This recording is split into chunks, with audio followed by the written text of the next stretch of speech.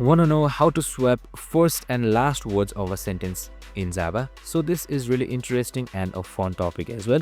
So we can just simply get started with how to do it. So it's super easy. So we have this example that is Java is powerful.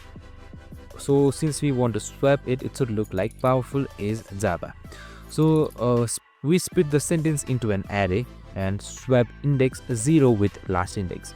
So what we have done is the same. So we split the sentence and swap index 0 with last index and then print a new sentence. So it's quite like a formula as well. So you can just simply note it down. And this trick is really important and teaches a really good manipulation technique.